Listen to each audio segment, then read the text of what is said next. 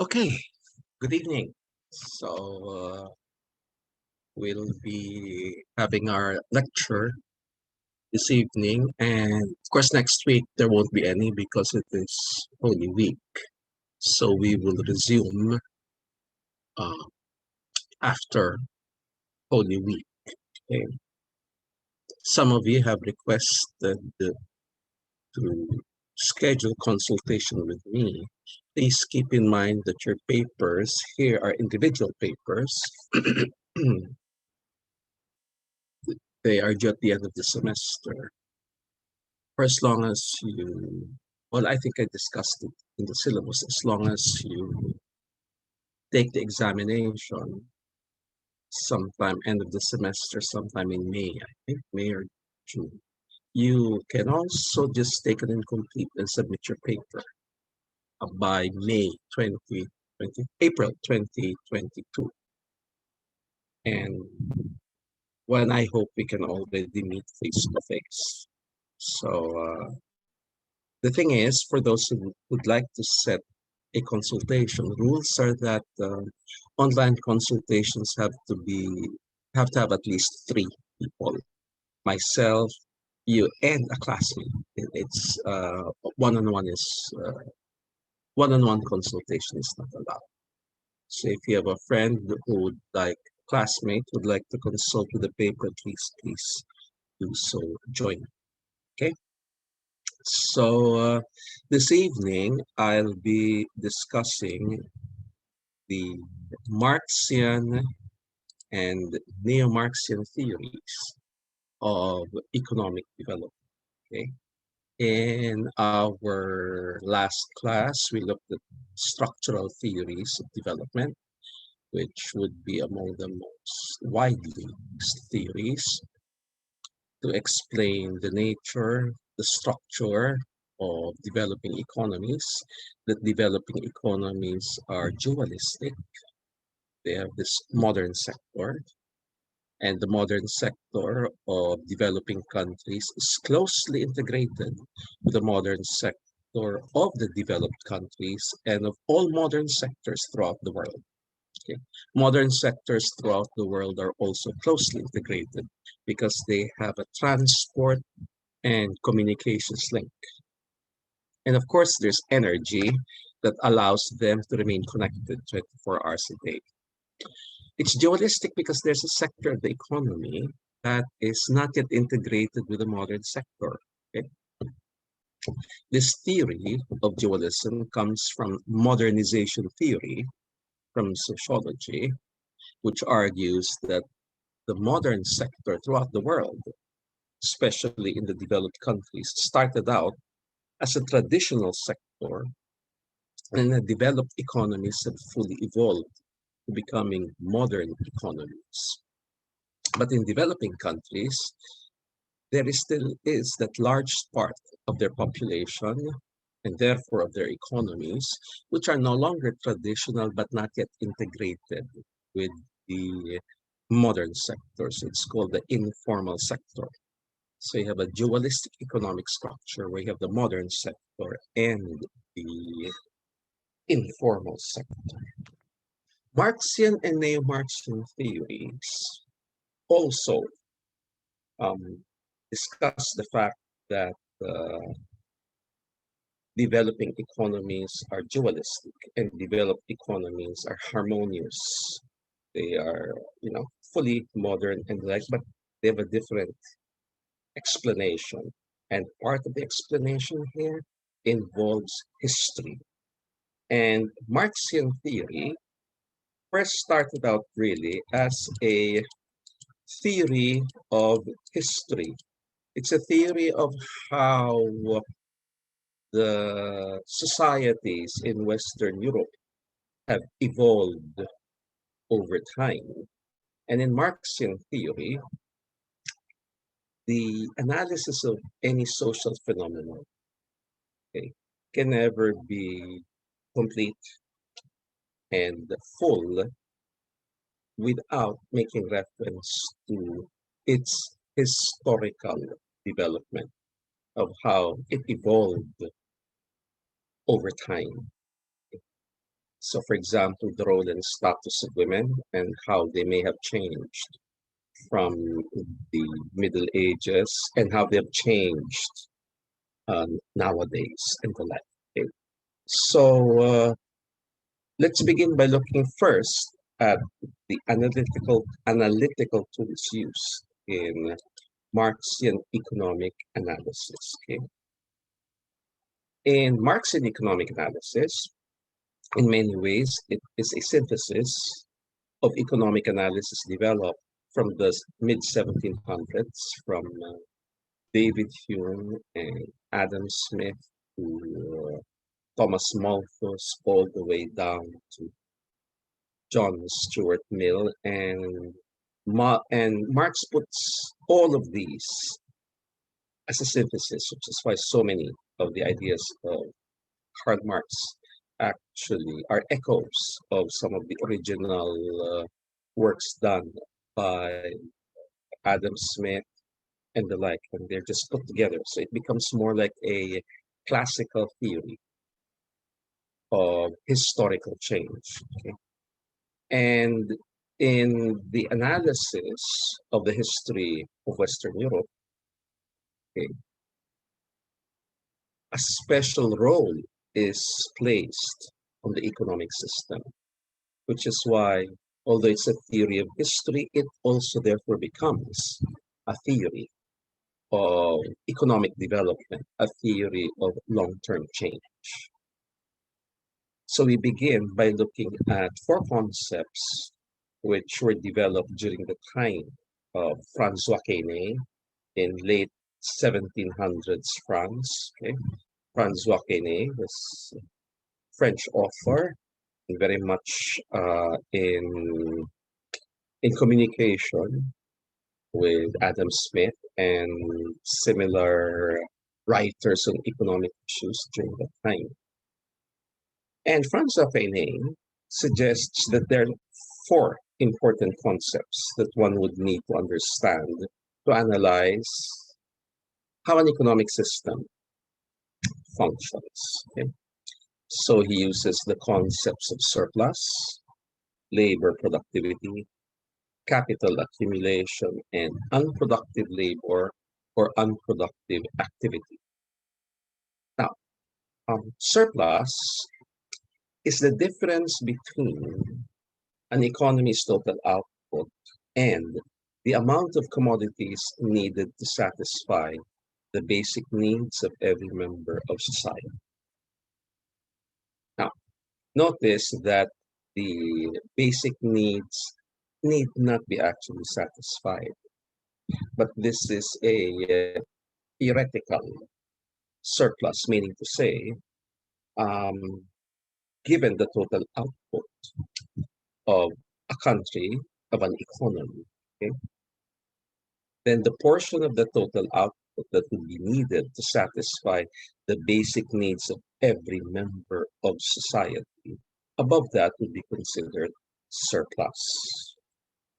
Now, by Marxian theory, one indicator of a society that has gone beyond the primitive stage is its ability to produce a surplus.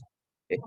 And a characteristic of a society that Marx calls progressive or dynamic is one that is able to generate surpluses regularly. Okay? In Marxian theory, when they use the word progressive or dynamic, what they mean is that there is constant change in the economy, in the society. Okay? Notice a difference in approach, where in neoclassical theory assumes that there's a tendency for the social and economic forces to reach an equilibrium. In Marxian theory, progressivity involves constant change. Okay? The idea being that constant change is what is normal in society.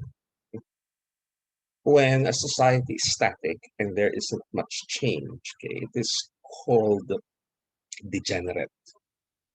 there isn't much change happening, and part of this lack of change has to do with the inability to produce large quantities of surplus over time. Now, how does society remain able to keep on producing a surplus? In other words, how do they become developed and remain developed? The idea here is that first, surplus has to be reinvested by government, private sector, but in any case, some decision-making authority in society. If the surplus gets to be reinvested in labor productivity improvements and what is called capital accumulation, then it increases the economy or the society's capacity to produce surplus over time. Labor productivity improvements, I'm sorry, it's someone's phoning me. Okay. Labor productivity improvements would involve education and training and healthcare. Okay. Expenditures on education and training and healthcare will definitely improve the productivity of laborers. Then the other important utilization of surplus will have to do with capital accumulation. And here, capital accumulation is a specific meaning, which is the investment in infrastructure and in physical capital. Physical capital, which should be machinery, equipment, buildings, land improvements, and the like. Okay. It does not include financial capital for a reason I'll be discussing. Okay. So an economy's capacity to produce a surplus, therefore, rests on whether more and more of the surplus is being reinvested in labor productivity improvements and in capital accumulation. But how is surplus produced or generated? Okay. Surplus is largely produced by what the classical authors, all the way down to Marx, would call productive laborers or productive activity. Okay. Productive laborers or productive activity would be activity that directly increases the society's capacity to produce goods and services, whereas unproductive activity only indirectly increases it. And there have been very many definitions, but the most restrictive definition is one that we can use. And we can use the categories developed by Kane, who said that there are just four main categories of unproductive labor or unproductive activity. First, you have the military, which provides for a system of external defense, but by itself, the military does not increase society, does not directly increase society's capacity to produce goods and services. Then you have administration and management professions. Okay. Administrative and managerial tasks are focused on decision making and focusing on the effectiveness and efficiency of operations, but they themselves do not directly increase the productive capacity of the economy, okay? Unlike, say, what engineers would do.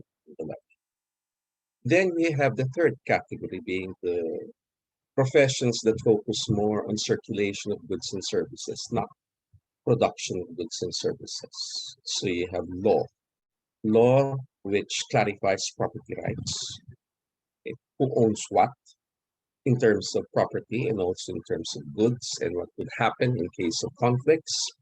Then accountancy, which provides methods of valuation of property and goods so that there is a an efficient way of dividing goods by way of their money values.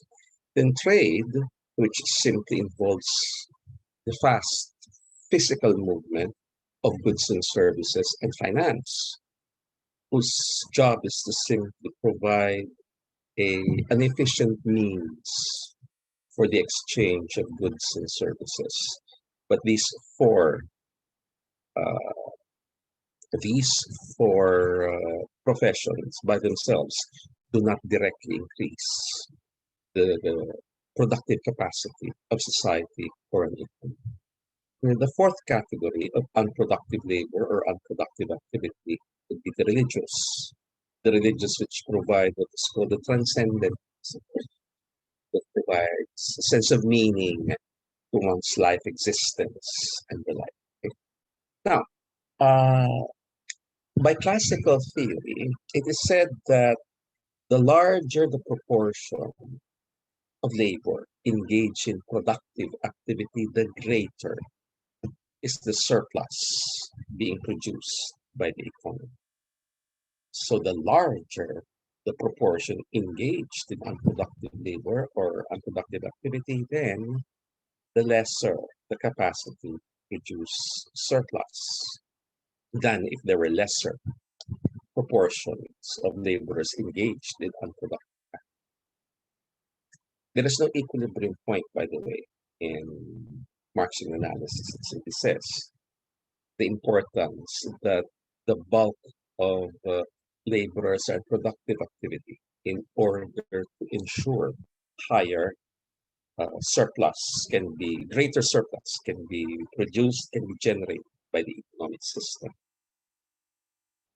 Besides, if one looks at these categories of unproductive laborers or unproductive activity, they are indeed unproductive. However, they are socially necessary.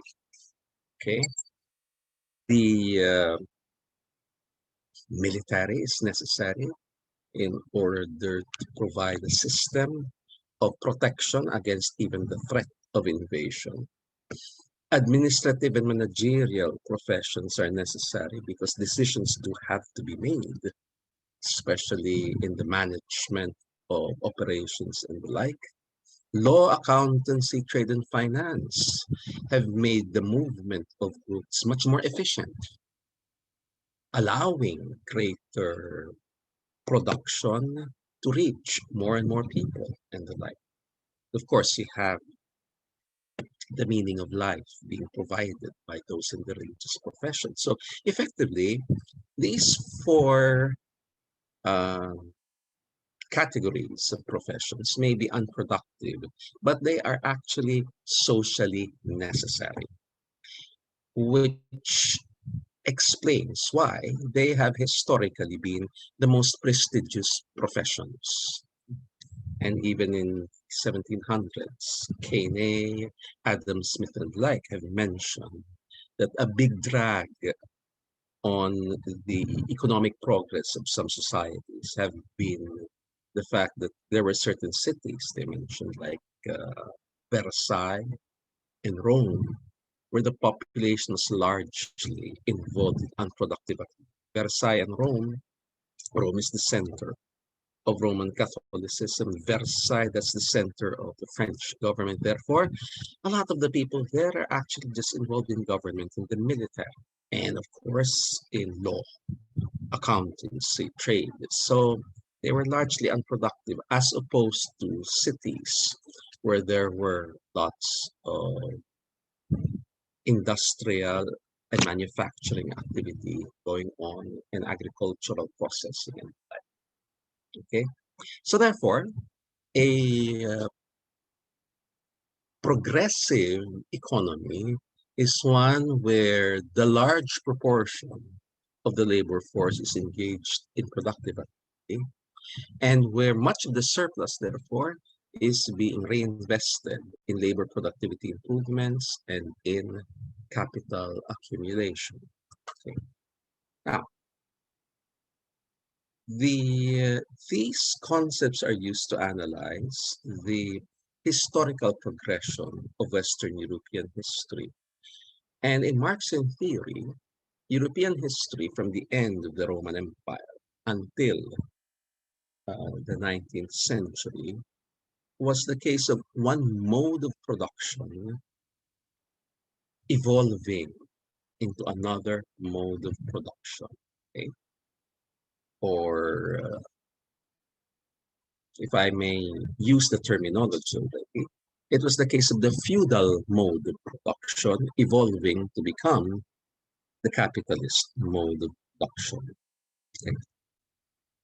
A mode of production would refer to the totality of technology, work relations, and organizations and institutions that characterize a pattern of production, consumption, and distribution of goods and services. In other words, it characterizes an economic system. Technology will refer to actual method by which goods and services were produced. As of the 19th century, there were two general modes of technology: capital intensive technology and labor intensive technology.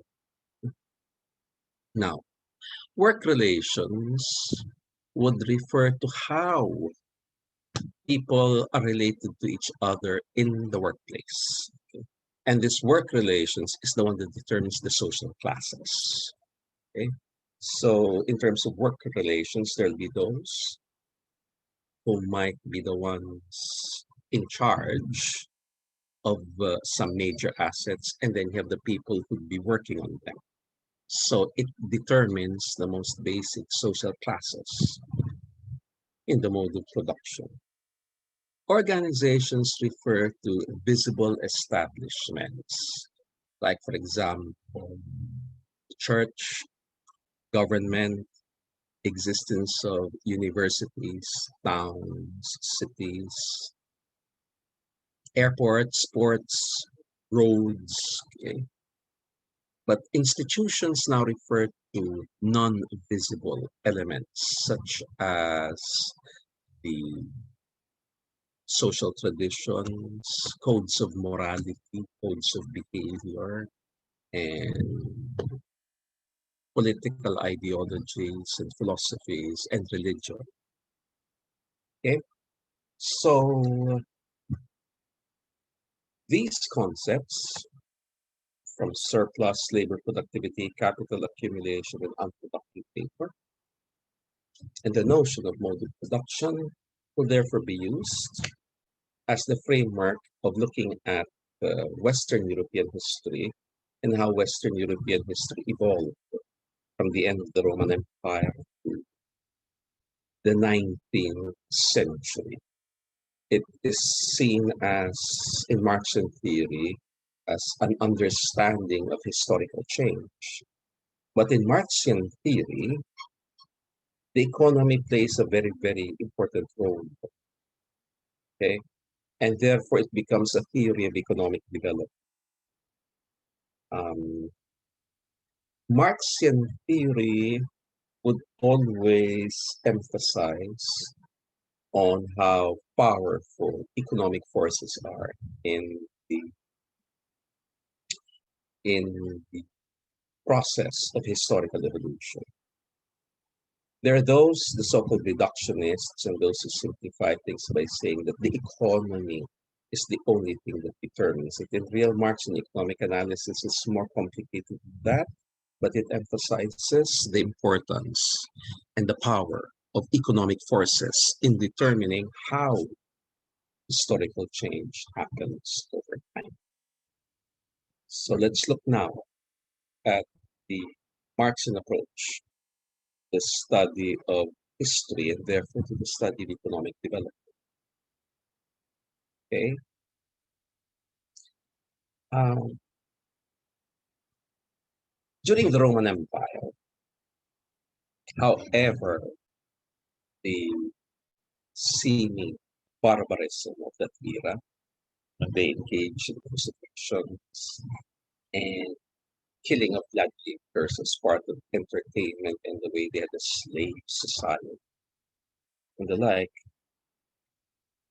Still, the Roman Empire established one governing authority over much of Western, Southern Europe, and North Africa and parts of the Middle East. So within the Roman Empire, there was order. There's an army that maintains order throughout the empire. And this orderliness allowed for a wide range of economic activities to emerge. And that's why, given the achievements of the Roman Empire in terms of law, architecture, urban planning, and the like, many of those have become the highest ideals of Western European civilization. Okay.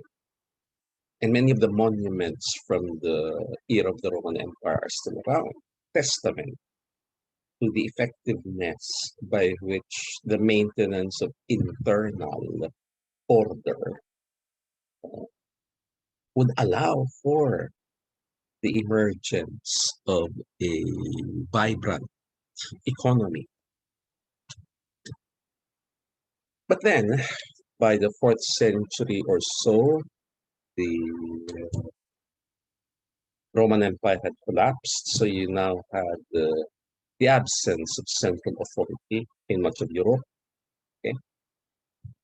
And you have here the entrance of the so-called barbarians, which are the ones coming from Central Europe, who were pejoratively called by as the Germans, and they took over large areas of Europe, and there are many different uh, communities there. So what you have here is the emergence of constant warfare. Okay? There is no longer any one central authority over much of Western Europe.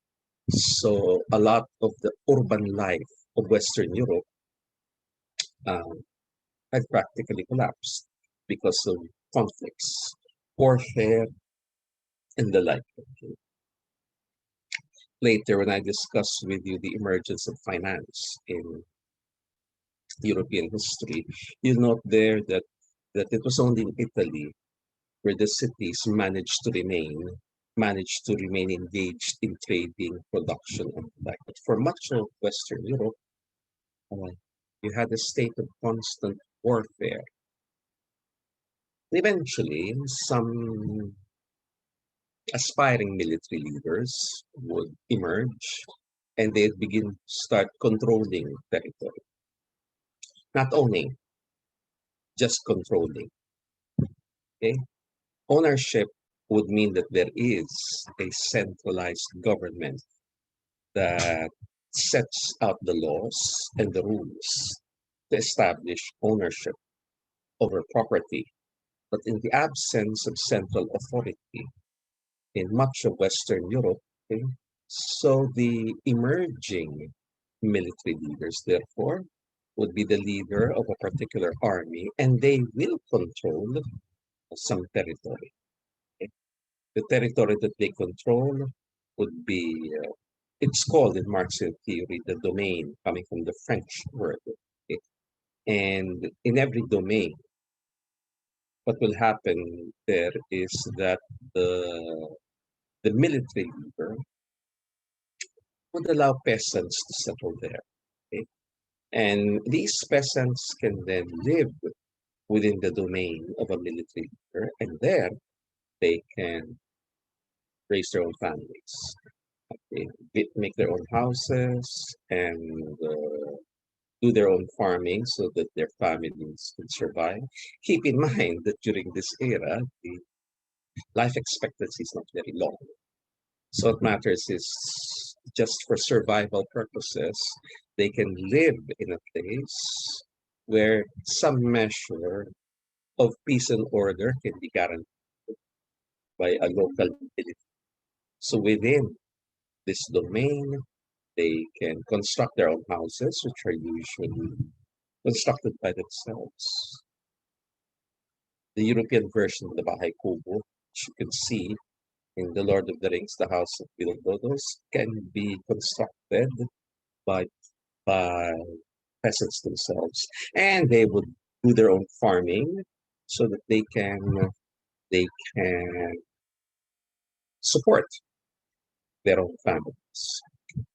And these communities are in isolation from so many other communities. There isn't any transport or communications link. They're all in isolation, the isolation, and they stay within the domain of the Lord. Okay? And in time, the Lord will develop a personal relationship with the peasants, providing them with shelter within the domain.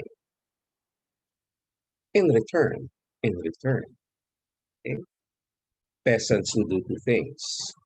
They would also engage in the production of commodities, which they can provide the household of the military lord, military leader. And these commodities are those goods which have a market that can be sold. Okay? This would be whatever limited trading was still going on at the beginning. So they might be producing wheat and other grains that they can sell, traveling merchants, and also wool, woolen products and the like. These were very much in demand in Italian city-states, but also in long-term trade. But the idea here is that this is a form of rent. And the other thing that peasants will do as a form of rent is to also provide some time doing some form of direct service in the house of the Lord. The lords control large territories, and over time, the lords would form alliances among themselves. The most effective alliance, of course, being the marriage alliance. Okay? And in time, the domains are passed on to the heirs of the lords. So they became a hereditary class. Okay? And they became what is called the landed aristocrats because they are the rulers within their domains and their territories. And many of the lords would form alliances within their particular area. They can maintain a semblance of peace and they'll be together in fighting common enemies and the like. This is the origin of a lot of the noble titles of Europe. They actually indicate military ranks. Okay? So in the English nobility, the highest ranking ones were the dukes. The word duke comes from the Latin word dux, meaning a leader, the military. Okay? Then below the dukes, there'd be the marquesses. So the marquesses, the term comes from French. The march refers to the border areas, borderland areas. Okay? And that's why they were entrusted to efficient and effective military leaders who might not be in the same ranks yet as the dukes. The dukes were the original ones, so they were in charge of the borderlands. So they became known as the marquesses. Now, the assistants of the marquesses were the counts, which in the United Kingdom would be called earls, coming from an old Danish term. Okay? The earl or the count.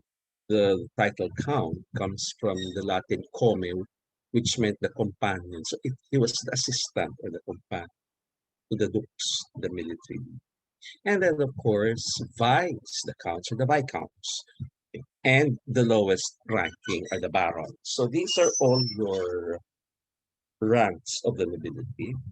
And it would mean that the dukes are the ones who control the largest territory. Okay? The marquesses would control borderlands. Okay?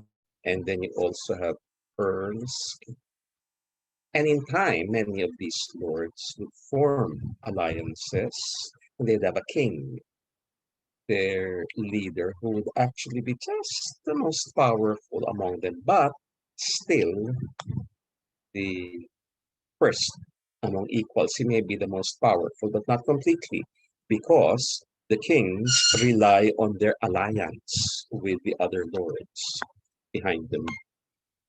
But each of these lords would have their own domains, and within these domains, they would have their peasants. Okay? Now, the peasants, as I told you, they're allowed to settle within the domain and raise their own families, build their own houses, grow their own food. But they would grow commodities that can be brought to the household of the Lord as a form of rent, which the Lord uses to sell to have some form of cash income. And then the other important rent that peasants provide would be some of their labor time. And this is because the, every lord has a has need for the direct labor time of peasants. For one thing, the domains of lords are huge, and therefore they have to have a large military. Okay? And part of having a large military is the fact that within any domain there will be several castles. A castle is primarily meant for fortification. It's a fortified place. It's not primarily meant as a residence. Okay? Modern castles like Windsor Castle have been adapted for more modern use. The traditional castles were really fortresses.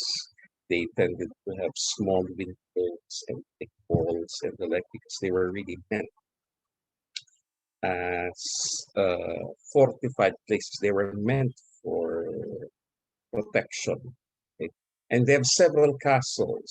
For one thing, the Lord and his family would have to move from castle to castle in order to effectively monitor their entire domain, which could be really huge. Imagine an entire province.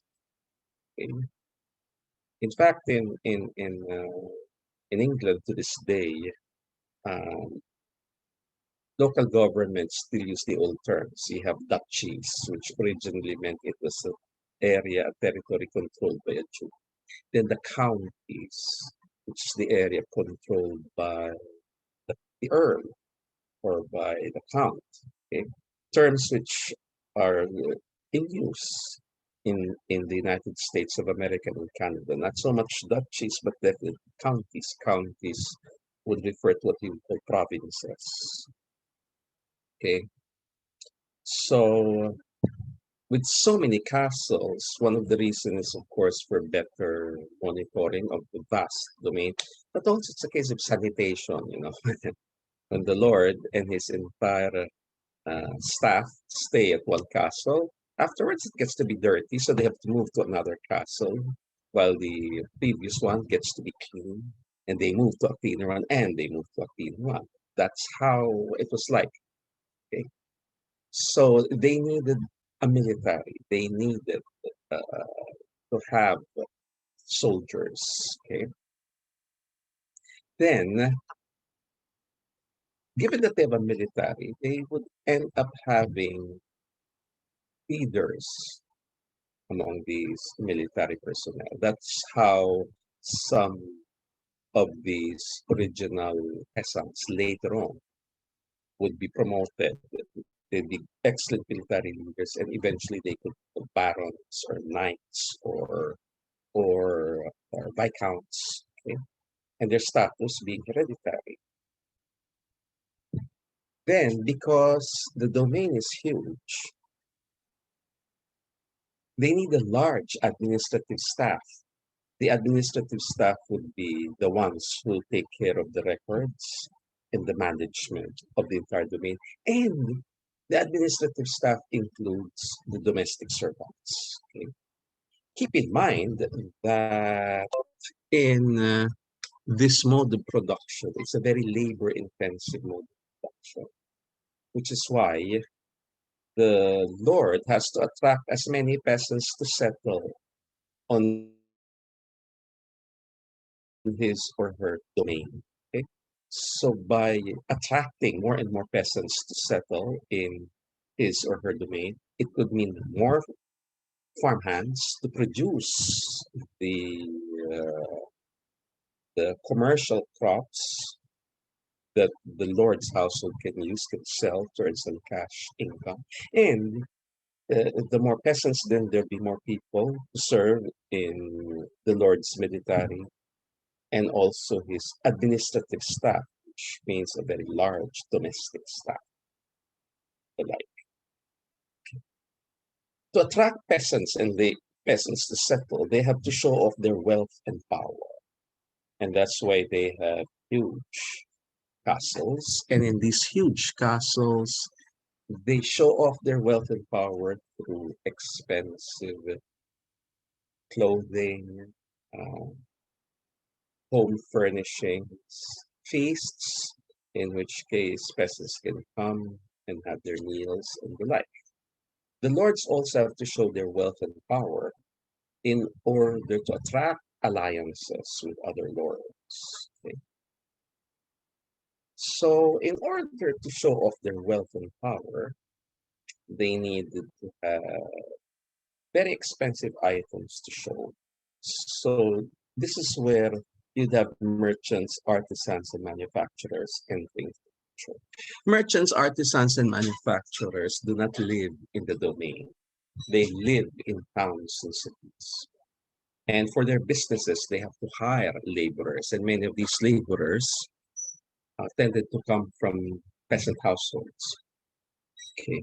The manufacturers, the artisans would be the ones responsible for making things like weapons, household furniture, household furnishings, and the like, such as their lamps and the like. Merchants bring very expensive goods, such as expensive porcelains and silks, coming all the way from China, which the lords can show off for their wealth and power. So this is your feudal mode of production, where the main mode, therefore, is focused on the domain. And in the domain, okay, as I mentioned to you, the technology is labor intensive. Important under feudalism are merchants, artisans, and manufacturers, but they do not stay in the domains. They stay in towns and cities. Okay? And in towns and cities, um, just, and in towns and cities, these merchants and artisans have to be there so that it's easier for them to be visited by administrators of domains in order to look for goods that they can use. Okay? And also, by living in towns and cities, it's easier for these merchants, artisans, and manufacturers to go around in search of goods, merchants especially in bringing in goods from other places that they can sell the aristocratic domains being their main markets and the like. Okay? So it's a labor-intensive technology, and this determines the main social classes that happen to be in a domain. The landed aristocrat and the peasants. They're the two main uh, social classes. Okay? The primary work relations, that's where the majority of economic activity is happening. In terms of organizations, you have the castles, you have the domains, and you have the military and administrative staff of every domain. Then you have cities and towns where you can find merchants, artisans, and manufacturers, and of course the churches, the Roman Catholic Church. So, in terms of institutions, you have traditions here, like, for example, the Code of Chivalry. The Code of Chivalry. Remember that the Lord was always out in battle. He leaves behind his wife and his daughters. And the important thing for the wife is to bring forth legitimate heirs, the lords. That's why you have this legend of uh, aristocratic ladies needing to wear chastity belts. So effectively, you see, marriage was not seen as done for love. It is meant for the propagation of the family of the landed aristocrats. So therefore, the aristocrat and the wife can have affairs, but they're not supposed to result in any pregnancy unless the only proper pregnancies that of the Lord and the wife. And within the castle, you have records that show that there would be, say, 13 women, 115 men. Okay? The 13 women would largely be the wife of the aristocrat, the daughters, who are being prepared for marriage to other aristocrats to form their alliances, and then the maids of these ladies. All the others, the 115 men, would be the soldiers and the administrative staff. The administrative staff is usually uh, uh, run by sons of peasants who are smart enough to learn how to read and write so that they take care of all records, correspondence, and the like, which is why European lords for a long time did not bother being educated. There's no need. They needed to be just effective military. Okay. And that's why it is said that you have the Code of Chivalry. The Code of Chivalry is a means by which all these men in the castles can show love, affection towards the ladies without ever expecting marriage. Okay, and that's old, and people still know what the code is like. Like, for example, opening the doors for women, because the doors in castles were very heavy doors. It's not easy for women to open them. They're meant for protection. So a gentleman, one of the administrative staff or one of the military leaders should be able to open the doors for the ladies and the like. So this is the Code of Chivalry, one of the famous institutions uh, in feudalism. Now, as a mode of production, notice that feudalism is actually quite degenerate because the main productive laborers are the peasants and the laborers. Okay? And the bulk of the surplus goes to unproductive activity. They go largely towards the military and administration. Okay? So the only productive laborers here are the merchants, the artisans, and the manufacturers, who, using our terminology, are the business people, the ones engaged in business. And in fact, they will be the business people. Okay? So now I'll be discussing how feudalism evolved into capitalism. So at this stage, I'll just have a 5-minute break. All right. Okay. Now, I mentioned to you a while ago that constant change is what is normal in social uh, change over time. So, in the case of feudalism, feudalism would be seen as a degenerate mode of production because there isn't much change. It's rather static, and that's partly because of the dominance of unproductive activity in the utilization of surplus. But change happens, and in fact, in Marxian theory, change follows a particular pattern. It's supposed to follow what is called dialectical historical materialism. Materialism is what I discussed with you a while ago, is the argument that economic forces play a very powerful role in change over time.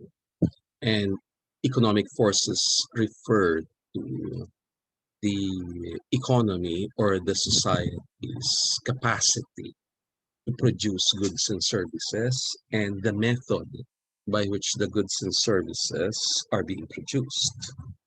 Okay.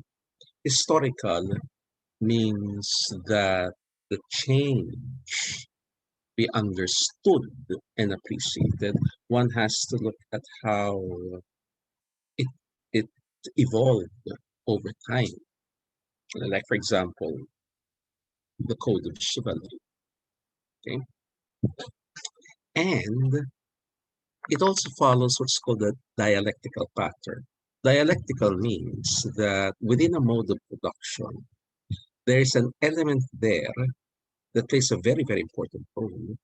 But over time, it begins to undermine the role of the dominant social class.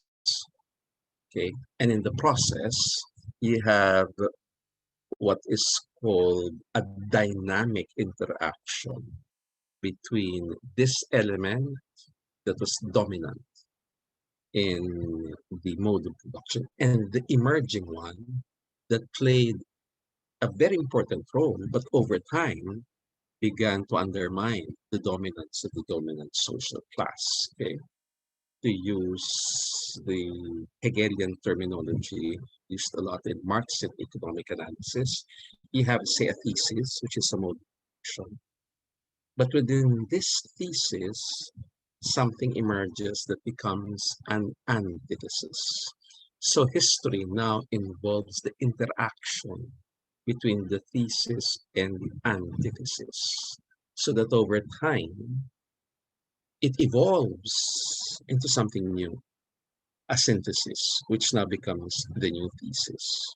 So here, feudalism is the thesis, but inside the feudal mode of production, there's a class of people that later on emerges to become the antithesis to the dominance of the landed aristocrats, and they are the merchants, artisans, and manufacturers.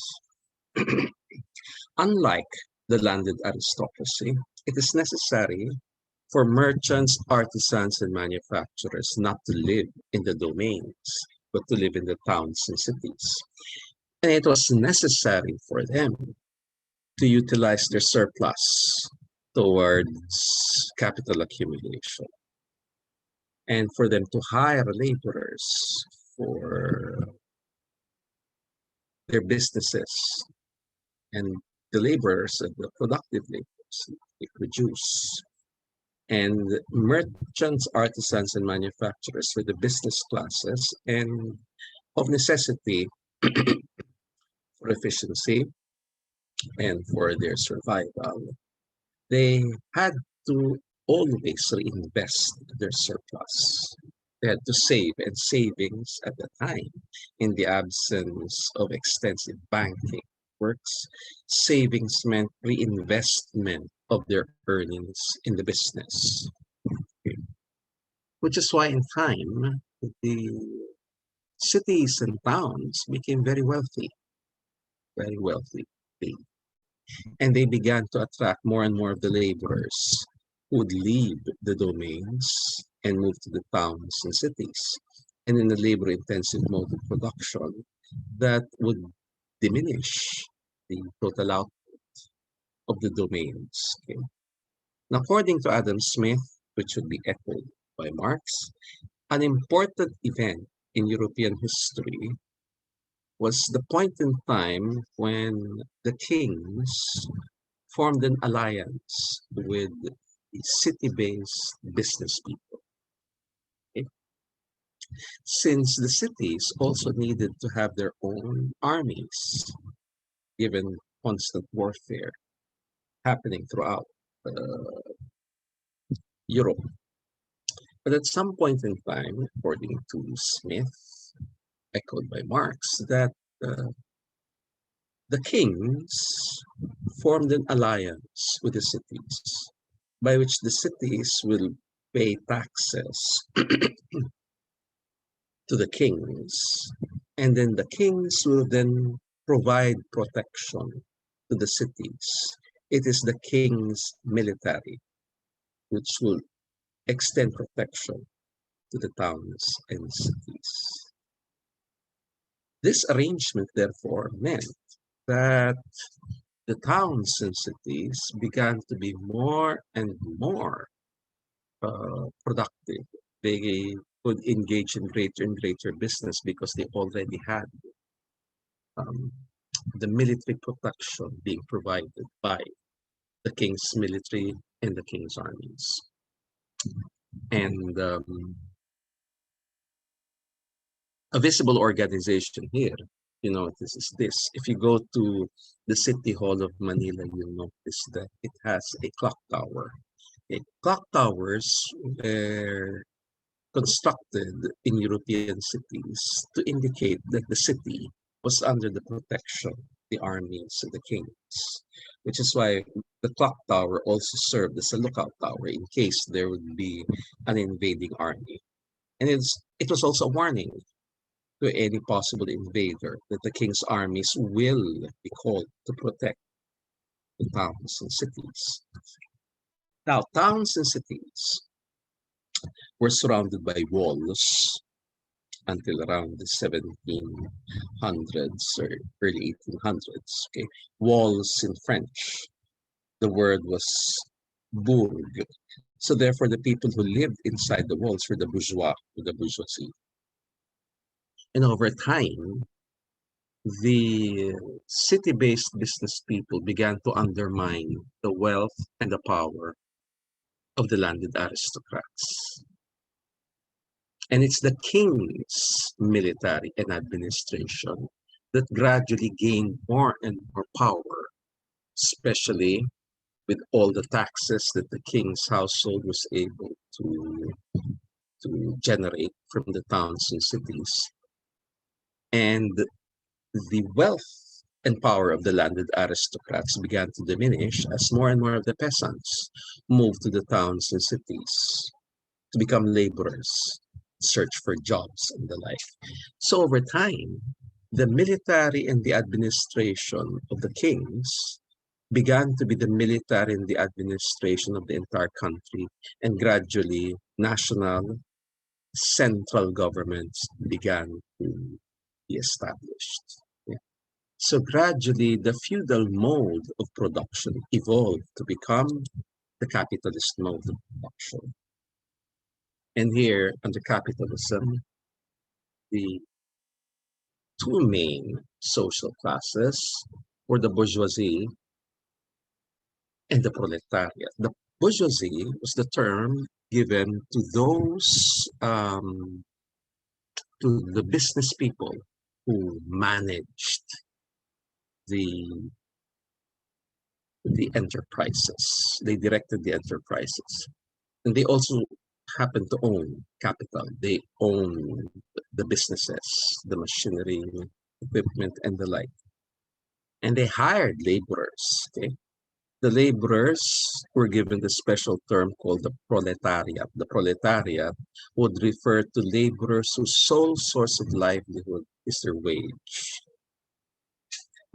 So in contrast to the peasants who had a personal relationship with whoever their lords happened to be, the relationship between the bourgeoisie and the proletariat is contractual. It's now a wage contract for a certain number of hours of work. The proletariat will be paid a wage. Okay. And from the work of the proletariat, the bourgeoisie, then would sell the the goods produced by the proletariat and the profits the bourgeoisie utilize. But the bourgeoisie, in order to survive and thrive, have had to reinvest the profits in the business, and they invested in improving product quality and the like. Okay? And the taxes of government were directed towards the development of infrastructure and the setting up of educational systems and healthcare systems. In other words, they would utilize the surplus being generated by the society towards capital accumulation and labor productivity improvements. And that's why capitalism is seen as a dynamic mode of production, this constant change happening, both not just in terms of technology and in products, but even in social relations and the like. So, under Marxian theory, a developed economy is actually a capitalist economy. And developed economy status is that of attaining full capitalism. Okay. And under capitalism, the main social classes would be the bourgeoisie and the proletariat. But two important elements for the efficient functioning of capitalism would be the government and the petty bourgeoisie. Okay. You have the government that, as discussed under structural theory, they're in charge of external defense, the administration of justice, provision of infrastructure and expenditure on social services. And then you have what's known as the petty bourgeoisie.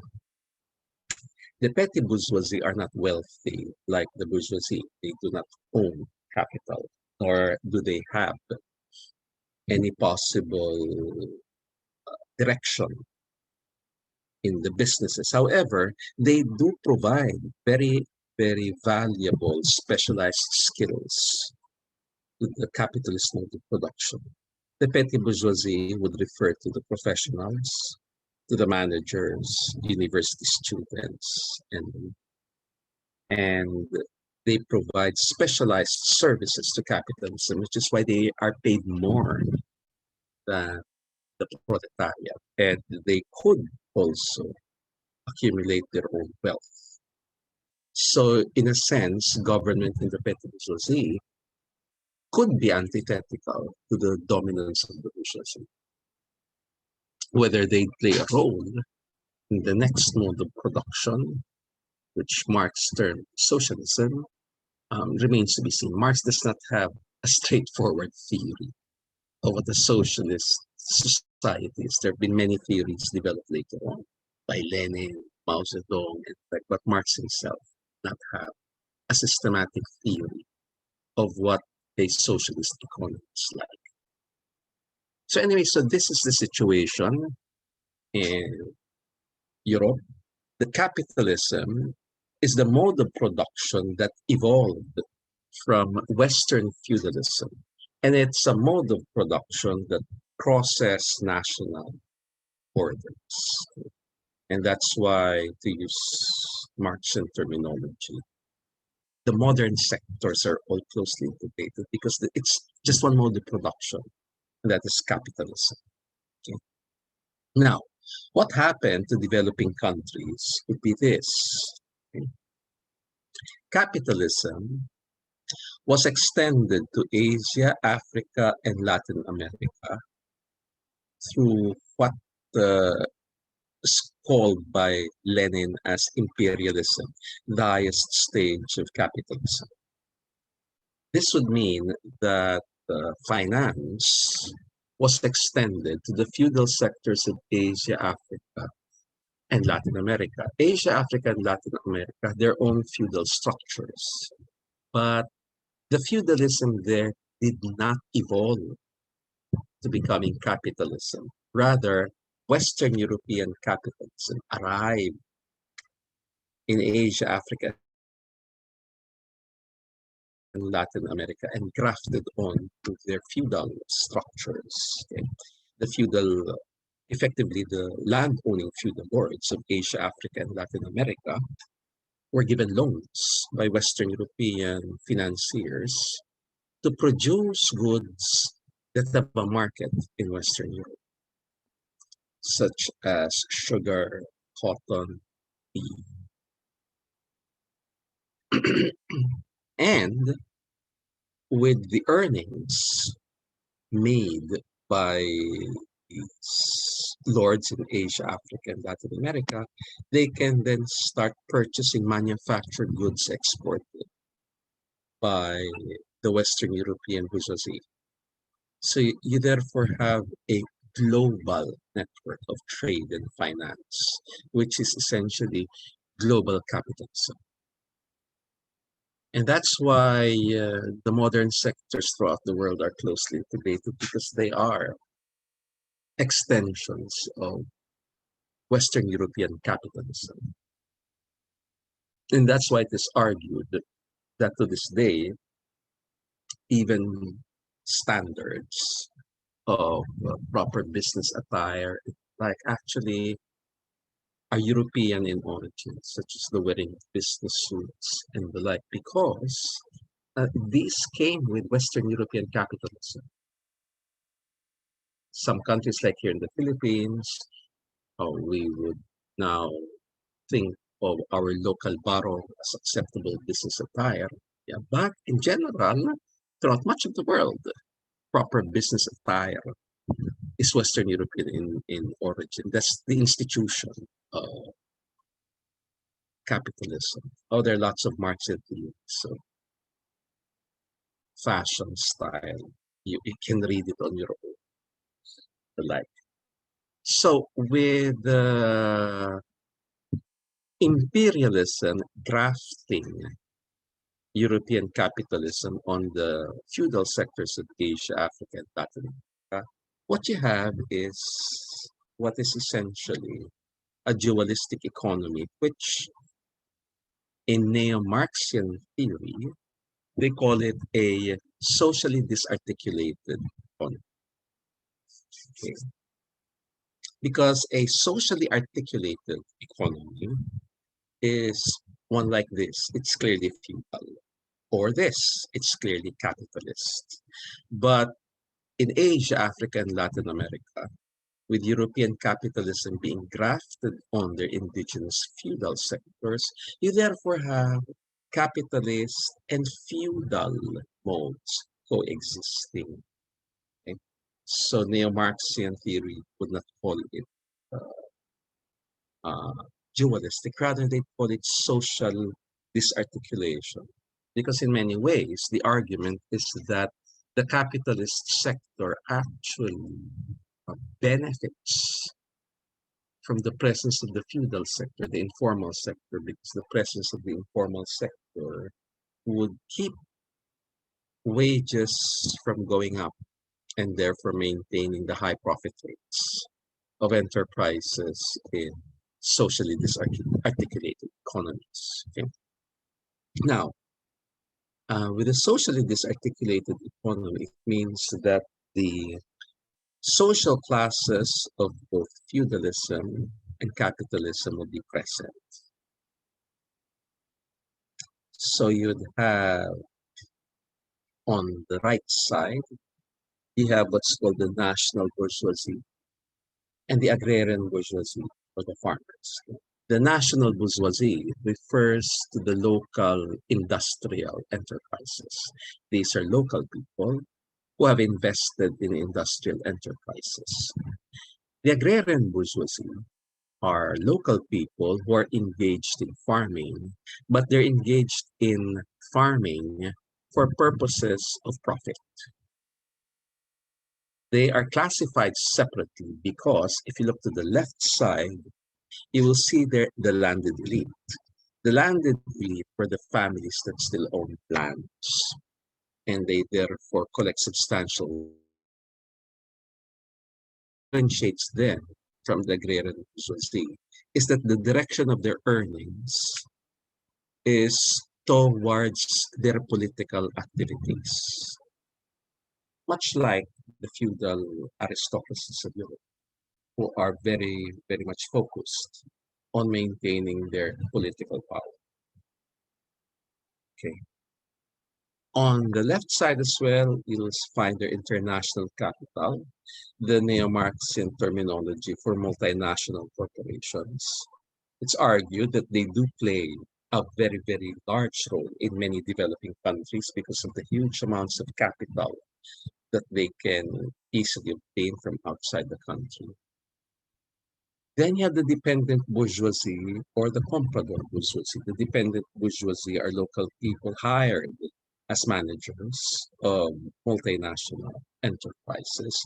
The comprador bourgeoisie are the local people who earn a lot largely from trading, which again is an unproductive activity. Over at the center, the lower area, are the classes of people that are comprising the majority of the population in any developing country. So there is the administrative bourgeoisie. Administrative bourgeoisie are local people who are running the government.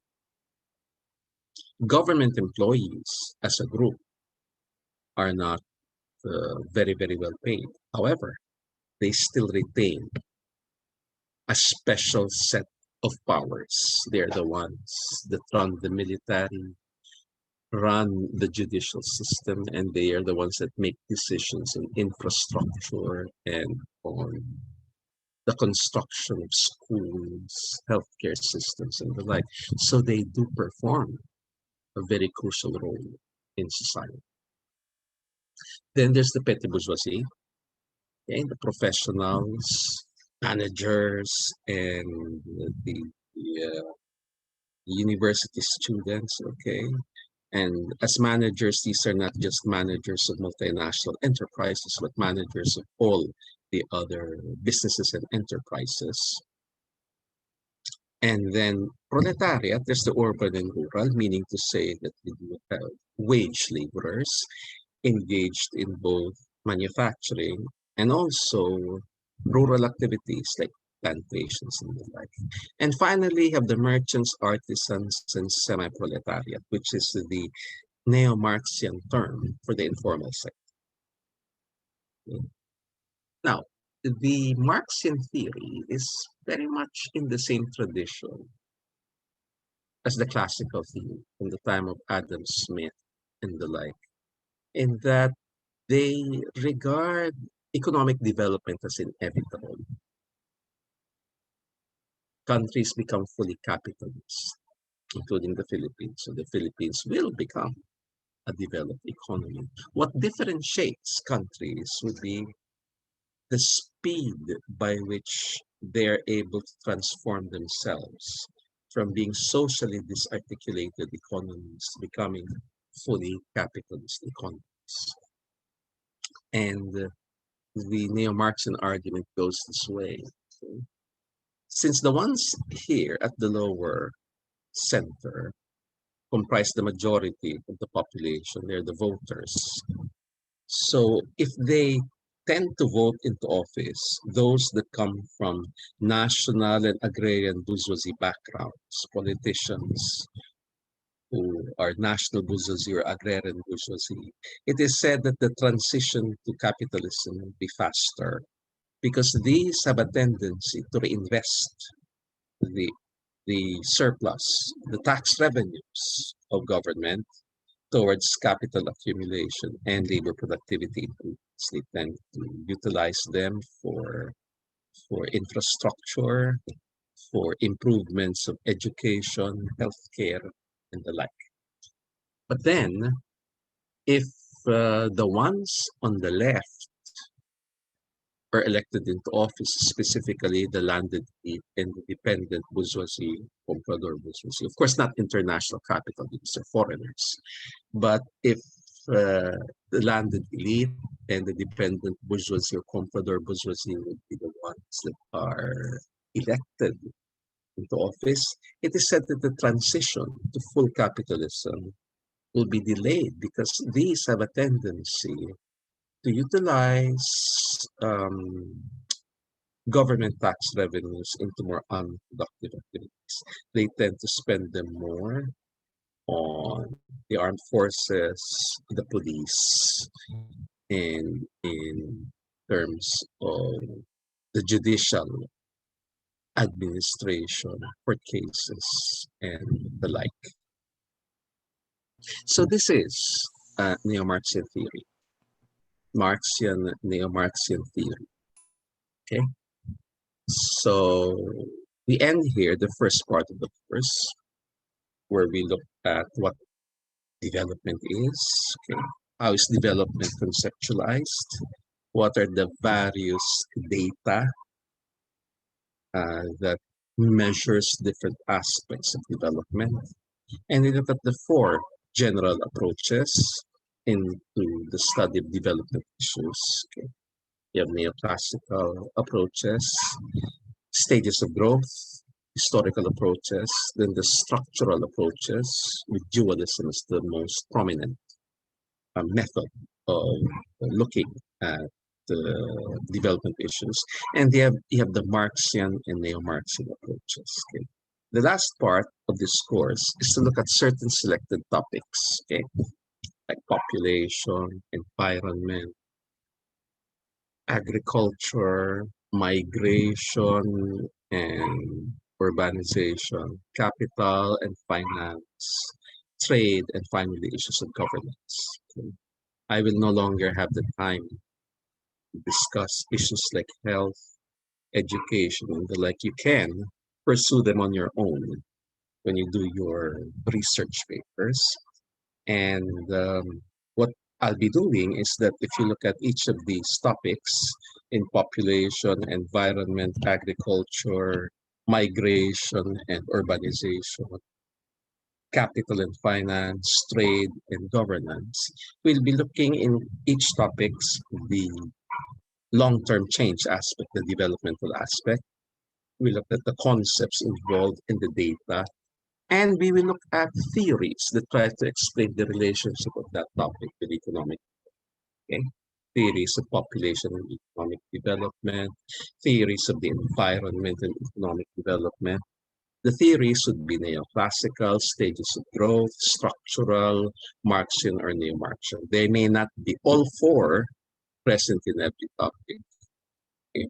But at least two approaches just to show to you the different theories that try to explain the same phenomenon, which is what you'll be doing in your research papers. Okay, that's why whenever people ask me about discussing a particular topic that you have in mind for your research paper, I immediately ask, from which theory did you get that research question? So by now, the ideal is that once you've chosen a topic, you should have been reading on the theories in this particular topic. And then you'd focus on one, at most two theories to look at their conclusions or one of their conclusions. And that conclusion becomes the basis for your research question. Okay? So, Sir, can I yes, ask a question? yes. Okay. Up until this social disarticulation, can I Yes. clarify, sir, why trade didn't fall under productive activity, given that it's very much linked to labor productivity or capital accumulation? Like, why No, no, wasn't no. it considered Uh-huh. Go on. as a tool Sorry. for surplus generation? Well, Trade. because trade by itself does not involve production of goods and services. It simply involves the movement of goods to different places, the physical distribution of goods to different places, which is actually very profitable. But trade itself does not, therefore, contribute to the increase in the productive capacity of society. So that's why if you have traders, all they ever do is to purchase goods from their producers and then they bring it to their stores for sale. But the trading activity itself does not increase society's capacity to produce goods and services. Now, you have companies like SM that are engaged in trade, but they've also gone into the production side as well. But for those that are largely just in trade, that is still considered unproductive. It does not really produce goods and services. All right, Okay. thank you. It's clear now. Okay. Any more questions or comments? Oh, we're finishing reasonably early, which is quite all right. I somehow I feel more tired with online teaching rather than your face-to-face interactions. But anyway, so next week we won't be meeting, so we'll be meeting after Holy Week. The first topic that I'll be discussing under special topics would be that of population.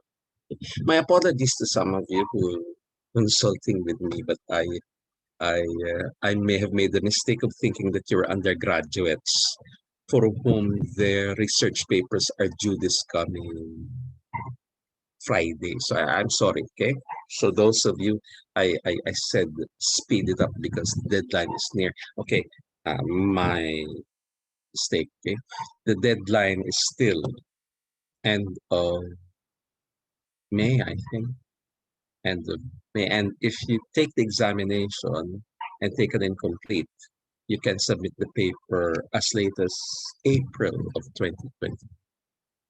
But I hope you can already meet face to face. So if there are no more questions, okay. So like before, I'll be posting the recording of this lecture and you can download it.